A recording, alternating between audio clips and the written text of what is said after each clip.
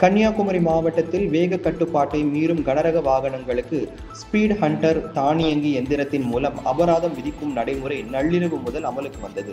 கன்னியாகுமரி மாவட்டம் நாகர்கோவில் திருவனந்தபுரம் தேசிய நெடுஞ்சாலையில் கனிம வளங்களை ஏற்றிச் செல்லும் கனரக வாகனங்களால் தொடர் விபத்துகள் நிகழ்கின்றன.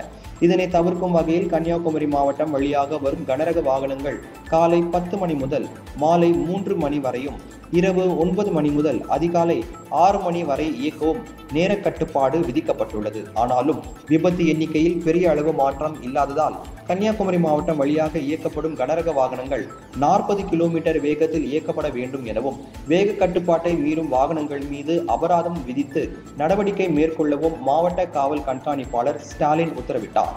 இதையடுத்து நேற்று நள்ளிரவு முதல் வேக கட்டுப்பாட்டை மீறும் கனரக வாகனங்களை ஸ்பீட் ஹண்டர் தானியங்கி இயந்திரத்தின் மூலம் கண்காணித்து அபராதம் விதிக்கும் நடைமுறை நள்ளிரவு முதல் அமலுக்கு வந்தது. இது குறித்து தக்கலை போக்குவரத்து போலீசார் கூறுகையில், வேக கட்டுப்பாட்டை மீறும் கனரக வாகனங்களுக்கு 2000 ரூபாய் அபராதம் விதிக்கப்படும் எனவும், அதே வாகனம் 2வது முறை சிக்கினால் அபராதத்துடன் போக்குவரத்து விதி 183 படி ஓட்டுநர் உரிமத்தை ரத்து செய்ய வட்டார போக்குவரத்து அலுவலகத்திற்கு பரிந்துரைக்கவும் எனவும் தெரிவித்தார்.